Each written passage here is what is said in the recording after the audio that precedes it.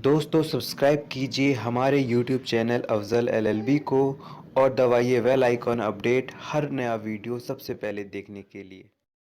Hello everyone, आज की इस वीडियो में हम बात करेंगे कि आप बिना कोर्ट गए कैसे आप तलाक ले सकते हैं। मैं तलाक के बिल्कुल भी फेवर में नहीं हूँ। वैसे तो ये एक बहुत ही गलत चीज़ है, लेकिन फिर भी अगर किसी का जीना दुश्वार हो चुका है और दोनों लोगों ने ही ठान लिया है कि भाई हमको तलाक लेना है, तो फिर अलग बात है। ठीक है, वैसे ना तो मैं इस तरह की किसी की कोई फीलिंग्स क्रिएट करना चाहता हूँ कि वो डाइवोर्स की सोचे। इस तरह के बारे में सोचना भी अपराध है मेरी नज़र में। तो इस तरह की फीलिंग्स को बढ़ावा देने का इस वीडियो का कोई भी मकसद नहीं है। बात करते हैं कि आप बिना कोर्ट गए क्या तलाक हो सकता है, ये पॉसिबल है? तो हाँ, बिल्कुल पॉसिबल है। अब बात करते हैं कैसे। तो इसके दो तरीके हैं, दोनों ही तरीके मैं आपको बताऊंगा। पहला तरीका तो ये है कि नोटरी के ज़रिए। अब आती है कि नोटरी के ज़रिए जो डाइवोर्स आप लेते हैं, जो एग्रीमेंट आप करते हैं, वो तब तक ही वैलिड रहता है जब तक दोनों पक्ष एक बात पर सहमत हों, तो वो इन्फोर्सेबल बाय लॉ रहेगा। मान लीजिए कि आपने नोटरी के ज़रिए डाइवोर्स ले लिया, आपने अलग शादी कर ली, दूसरे ने अलग शादी कर ली। अब शादियां हो गई, सब कुछ हो गया, दोनों पक्ष एक दूसरे से अलग होना चाहते थे, तो ये वैलिड है, इन्फोर्सेबल बाय लॉ भी है। आप ये भी नहीं कह सकते कि भाई इसने एक जीवन साथी के होते दूसरी शादी कर ली, तो उनकी वो नोटरी रखी हुई है, उनके पास प्रूफ है कि उन्होंने डाइवोर्स ले लिया है, दोनों ही इस पर सहमत है, दोनों ही एक बात कह रहे हैं, तो यहाँ पर डाइवोर्स पक्का है। लेकिन अगर आपने नोटरी के ज़रिए डाइवोर्स लिया और आज तो आपने किसी प्रकार का कोई सेटलमेंट करके नोटरी करा ली, लेकिन कल 4 दिन के बाद या 10 दिन के बाद या 1 साल के बाद अगर किसी एक पक्ष का इरादा बदल गया, उसने कह दिया कि भाई मैं इस नोटरी को नहीं मानता, मैं इस तलाक को नहीं मानता, तो ऐसे मामले में अगर दूसरे पक्ष ने पहले शादी कर रखी है, दूसरी कर ली है, तो उसके अगेंस्ट वो 494 का केस दर्ज करा सकता है। ये नोटरी वाला तलाक, ये जो एग्रीमेंट होता है, ये तभी तक वैलिड होता है जब तक दोनों पक्ष दोनों पक्ष उसके सपोर्ट में रहते हैं डाइवोर्स के। अगर इरादा बदल गया तो इसकी कोई वैल्यू नहीं है। इस चीज़ को समझ लिए आप। तो नोटरी जब ही कराएं जब दोनों ही एग्री हों, एक तरह से एक बात पे टिकें, तो नोटरी वाला तलाक सबसे अच्छा है। अगर दोनों ने अपने इरादे क्लियर कर लिए हैं कि हाँ भाई डाइवोर्स लेने के बाद, नोटरी कराने के बाद मुझको उससे शादी करनी है और मुझे उसके साथ शादी करनी है, दोनों ही लोगों ने शादी कर ली, तो ये वैलिड है, इन्फोर्सेबल बाई लॉ है, नथिंग, कोई दिक्कत नहीं होगी आपको।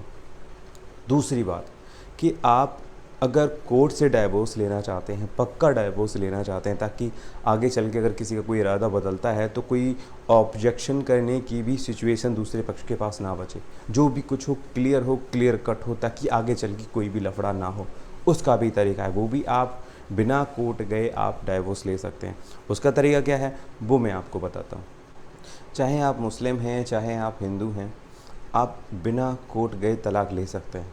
अमूमन देखा गया है कि कभी लड़का पक्ष, कभी लड़की पक्ष कहता है कि नहीं नहीं, हमें कोर्ट नहीं जाना, कोर्ट की सीढ़ियों पे हम नहीं चढ़ेंगे।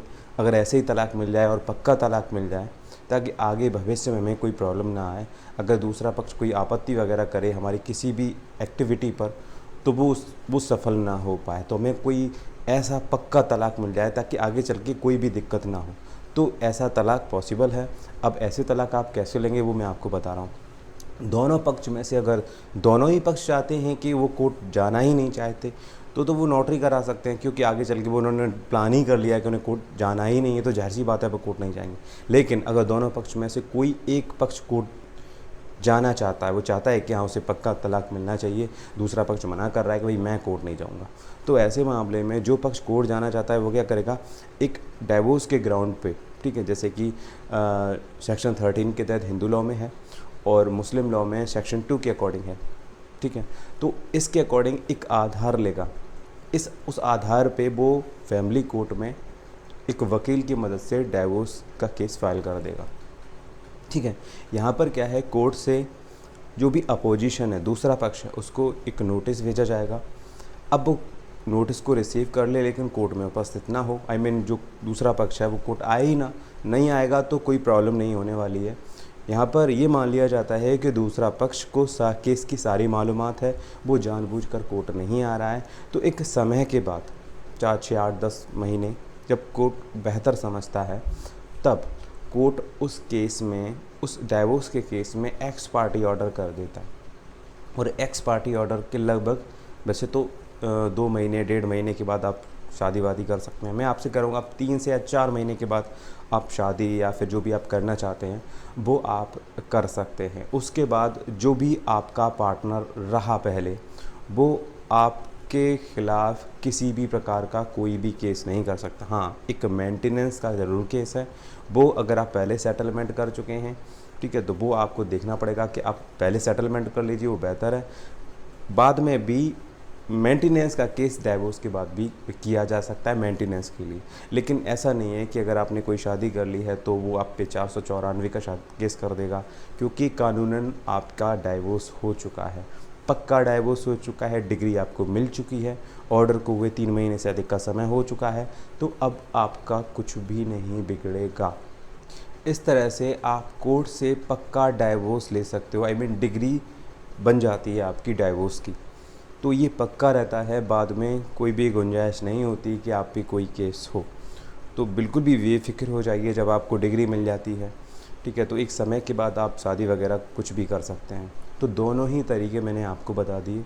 दोनों ही पक्ष अगर कोर्ट चढ़ना नहीं चाहते, क्विकली उन्हें डाइवोर्स चाहिए, तो वो एक नोटरी के ज़रिए डाइवोर्स ले सकते हैं, लेकिन ये म्यूचुअल कंसेंट पे बेस होता है। जब तक म्यूचुअल कंसेंट है तब तक वो डाइवोर्स माना जाएगा, इन्फोर्सेबल बाय लॉ रहेगा। लेकिन यहाँ पर म्यूचुअल कंसेंट ख़त्म हुई, किसी ने उसको चैलेंज कर दिया कि नहीं मैं इसको नहीं मानता, तो उस मामले में जो दूसरा पक्ष है, ठीक है, अगर वो दूसरी शादी कर लेता है या कर ली है, तो पहला पक्ष उस पर केस कर सकता है।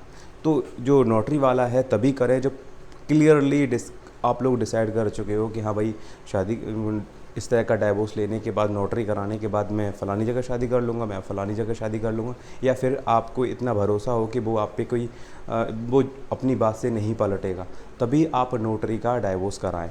कोर्ट का ये है, ये पक्का है, अगर दूसरा पक्ष नहीं है जाना चाहता है कोर्ट, कोई दिक्कत नहीं, एक पक्ष ही कोर्ट से जो है डाइवोर्स ले सकता है, एक्स पार्टी आदेश करा सकता है, उसके बाद एक समय के बाद वो लोग शादी कर सकते हैं, नथिंग, कोई दिक्कत वाली बात नहीं है। तो इस तरह से आप बिना कोर्ट गए या फिर सिर्फ एक पक्ष कोर्ट गए जाएगा और डाइवोर्स लेके आ जाएगा, इस तरह से आप डाइवोर्स ले सकते हैं। सो गाइज़, ये था पूरा video. I hope you like this video.